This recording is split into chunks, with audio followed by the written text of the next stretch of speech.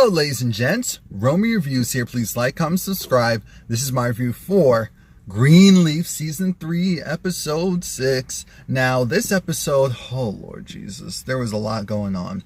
I'm sure I'll miss something, so please just bear with me. I'm going to be all over the place. What I do want to say is, Lynn Whitfield deserves all of the nominations and all of the awards because she kills it as Lady Mae each and every week, because I am in my feelings each and every week about something that she says or does, and that is rare. So big ups to Miss Lynn Whitfield, as her role as Lady Mae. Now let's get into this. So Lady Mae and Bishop, they're having this conversation at home regarding what are they going to do? What are they going to do at church on Sunday? Because yes, they will announce that they're getting a divorce, but it's the semantics of what's going to be in the announcement details. Lady Mae wants to stay on. Her whole thing is she wants to stay on. She deserves to stay on. She does not want to be like every other first lady who goes and has to leave the church that she helped build up because she is not with the bishop anymore. Bishop's essentially puffing out his chest like, oh, so if you don't want me, and even though I'm the one that slapped you with the divorce papers, I'm gonna go and pump my chest and say, well, I deserve everything because I'm the bishop. And see, that's his problem. He's too entitled. That male privilege is coming out. And it's stanking and it's nasty. Bishop has not learned a darn thing. Bishop really thinks that he's going to get his blessings by going and, messing with his wife and all that.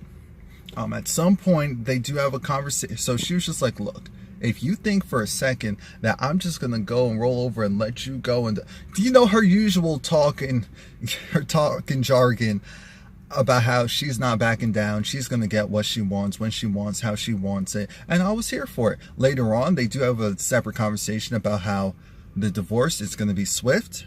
Bishop will take care of the taxes. He then tell Lady Mae how he's going to take care of the taxes, and she can keep the house. And Lady Mae also wants to do a day with Lady Mae.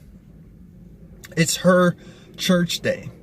And so I don't know if that means annually or if it's just the upcoming one, because we know she's doing the upcoming one.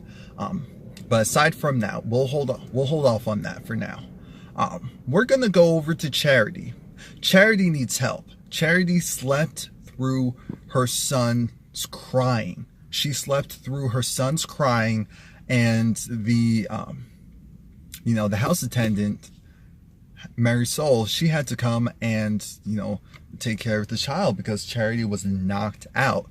And then Lady Mae was like, hey, yo, what's wrong with you? What's going on? Why did you sleep through your son's crying? And that's when she was like, no, I got it. And they're like, no, what's wrong? No, you need to go and get yourself together. How about that? You need to go. Did you take another pill? And yes, Charity did take another pill. She took a regular sleeping pill, but she still took another pill. And so, but the thing is, because she took that and she couldn't fall asleep, she went to a deep sleep. And now it's like, Lady Mae even told her, don't make me agree with Kevin about your mothering skills, about you being a liability. And I said, oh my God, this is so awful. I'm glad that Lady Mae's taking an active role in all of this, but I was like, oh my God, this is so awful. So Lady Mae, with the help of Miss Patti LaBelle, well, Patti LaBelle's character, they got Ayanna Van Zant. Yes, I know it's an own show, so it makes sense that Ayanna would be on here, but I'm just saying. So Ayanna, she comes there and she's going to speak to Charity. She'll speak to Charity. She'll see what she can do. And so they start off with a one-on-one. Remember, Ayanna's about telling the truth. She's about telling the truth. She can only work with people that are willing to tell the truth. And she needs to know what Charity's truth is. And well, Charity's truth is that Charity, she's been going through a lot. She kept putting it on other people though. She was saying how, Kevin, her getting the divorce from Kevin, and Ayan already knew that Charity was married to a gay man. So then I said, did you know? She said, of course not. How could I possibly know? You're telling me you slept in the same bed with him, you did this, you did that, and you didn't know that this man, even if he could get sexually aroused to a woman, you tell me you didn't know that this man was not interested in anything other than the opposite sex. And so that's when Charity, she backs up a little bit, acknowledges, okay, I was just more so focused on feeling loved and feeling safe. And I said, oh, now we're getting to the root. So then, of course, Charity's now, resting her head on Ayana's bosom. And now it's like, oh, yes, you want to feel secure. Let me go and hug you and rock you back and forth like a baby. And then that's when more of the truth comes out. Charity eventually lets Ayana know that, hey, when I was younger, I did not feel safe. She was like, she didn't feel safe and she didn't feel wanted. I said, dang. And so I said, this house with a gate, with security, and you didn't feel safe? She was like, it was because of my sisters. I looked at them and they looked nervous. They always looked unsure. They looked like they didn't feel safe and comfortable. So that transferred on to me. And I said, and that's how that works in real life. Sometimes people's own experiences, because I was waiting for her to say Mac tried something with her, but no, she's saying that because of the stuff going on in the household that she wasn't even aware of, but she knew something was wrong, she never felt comfortable or truly safe. So now we fast forward, because the real reason why Ayana was there in the first place was actually to go and get Charity up to speed so that she can be ready to do her performance.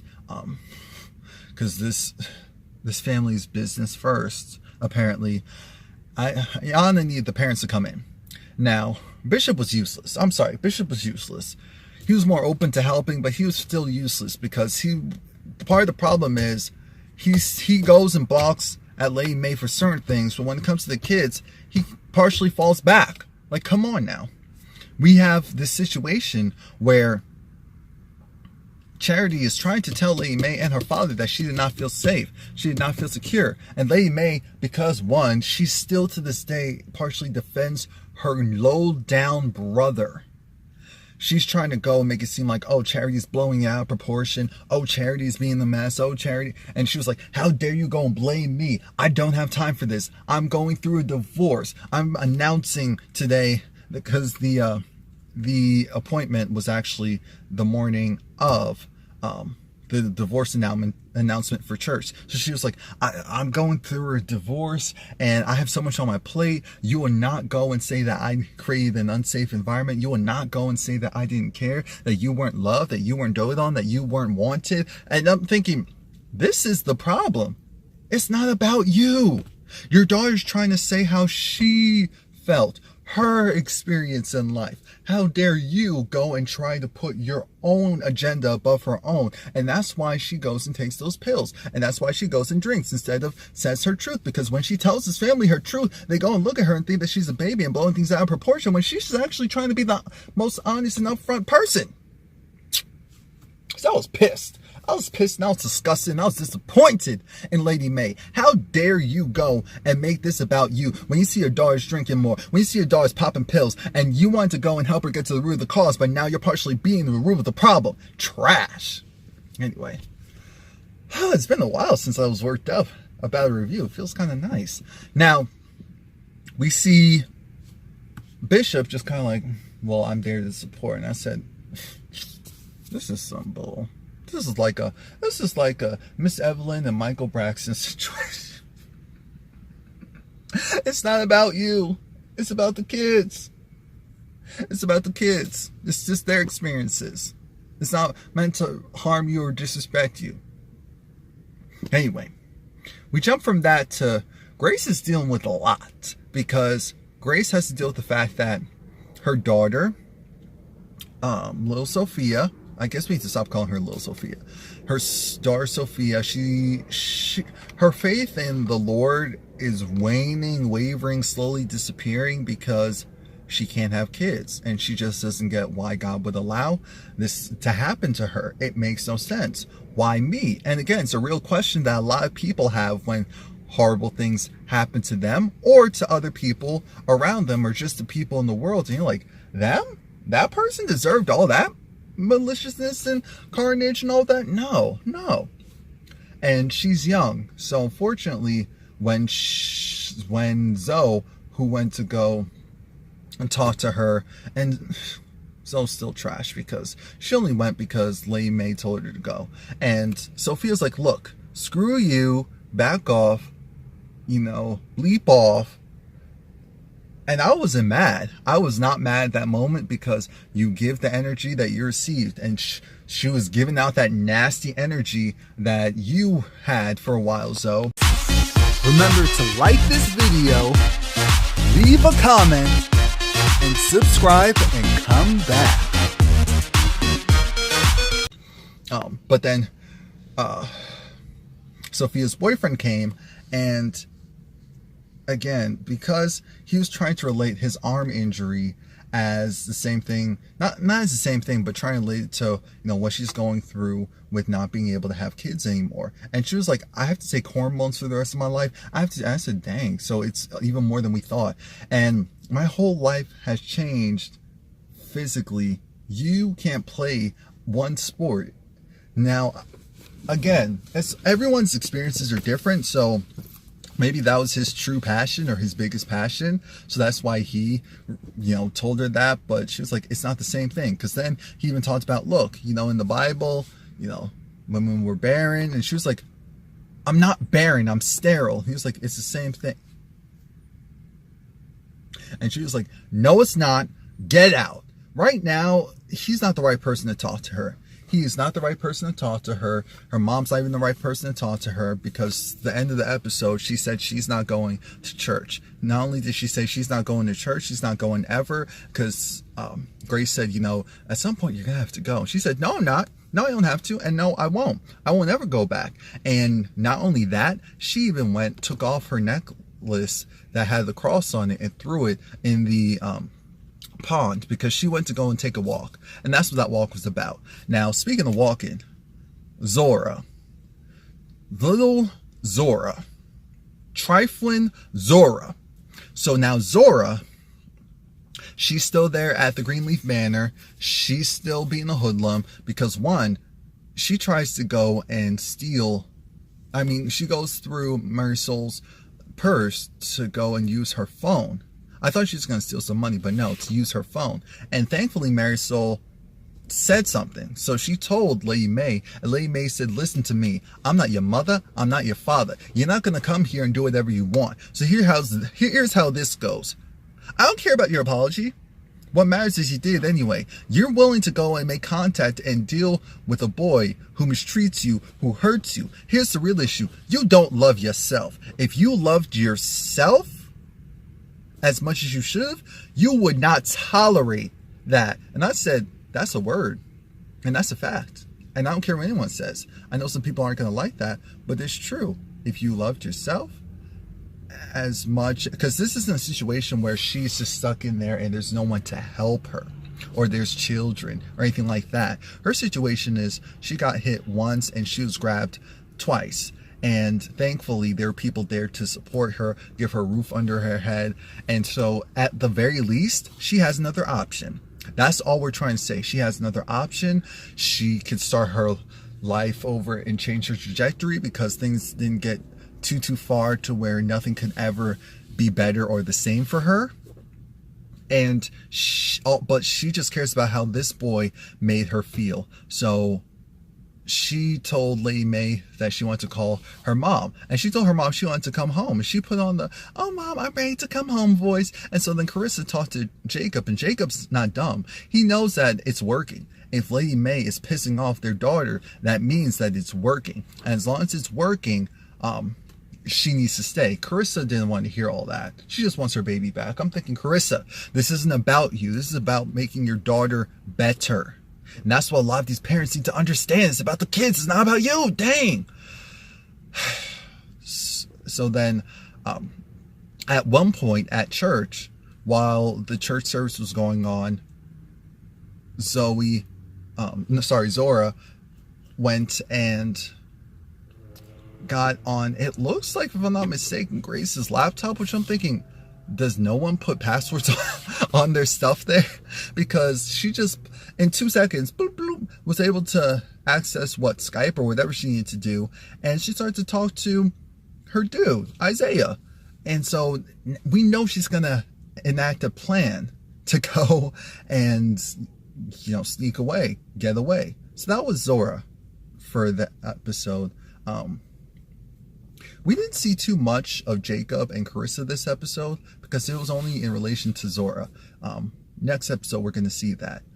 Back to the church, because the church is still partially in turmoil. Bishop actually talks with Rochelle, and Rochelle tells him about this opportunity with which is blockchain in general, and how to make money off of that. And so it sounds like she's probably going to want him to invest money into that and, flip it and make a quick profit. Now I'm thinking, she's just getting this man entangled in more foolery. And I'm just looking at him like, you're so stupid, Bishop. So that's the way how he's going to fix the money issues. Great. Grace is also talking to, Rochelle, or at least she's trying to talk to Rochelle about her, the case that she wants to pick up. At the beginning of the episode, she got a call because a woman killed her husband due to the fact that he was abusing her and hitting her with a hammer for years. And so one of the things that he was doing was hitting her with a hammer. So what she did was, while he was asleep, she killed him. So that Women's Defense Fund Against Abuse, yes. Now Rochelle, who's financing it, agree that, look, Grace, if you feel like that's the right case to start with, then that's what we'll do. Problem is, Rochelle is hitting on Darius for dear life, talking about how his shirt fits perfectly, and she thought it was tailored because of how the collar fit, and he's just, trying to, okay. But when she leaves, Grace is like, I know she's trying to test me, and I know she's trifling, so I'm not worried about her, but I have my good eye on her, so we're all good. But Darius has that longing look of either you need to be more afraid of this woman, or, and I don't know what to get from Darius, because sometimes I get very weird vibes from him. Very weird vibes from him. I think that was all that we really needed from Rochelle, aside from some minor stuff. Now let's talk about Mavis's friend, Miss Patti LaBelle. Now, Miss Patti LaBelle, she comes on the screen, and as her, philanthropic, bigger than life, religious persona, and she's there to help Mavis. So she comes to Calvary, and everyone's doting over her, even Lady Mae's assistant, who just loves her. And so that's when Lady Mae talked to her about what's her name? About charity, and that's when Ayanna came in to help out. She also talked about how Bishop is trying to kick her out, and her friend said, hey, we have two options. We can go and take over the church from him, or we can go right down the street and start a brand new one. Start fresh, and it'll be your own entity, and I'm there to support you. And I said, dang, with a friend like this, Lady Mae, what were you thinking years ago? You could have had to hook up a long time ago. But she cared about her marriage. She really did, because she even brought that up at one point when she was arguing, when she was in therapy with Charity and the rest of them, saying how the one thing that she thought she did good on, or she thought she didn't portray, or whatever, was her marriage, and that failed. And I'm thinking, so you didn't put that much effort in your kids? Anyway, I'm nitpicking. But So that's when the plan comes together that Lady Mae wanted to do the Day with Lady Mae thing because it's part of her plan of taking over the church. So now we can just jump to the end because I don't remember anything else. Now they're at the church service and both of them are at the podium because it's time for them to announce their divorce. And of course everyone was like, oh, well, Charity performed. So she performed, she did her thing. And I said, there's a ribbon. There's a ribbon. That's what I just kept hearing. There's a ribbon. There's that bow. And there's that bow. Make everything better. Just keep everything together. Just hold on. I said, oh, Lord, Charity, we're praying for you. We are praying for you. But,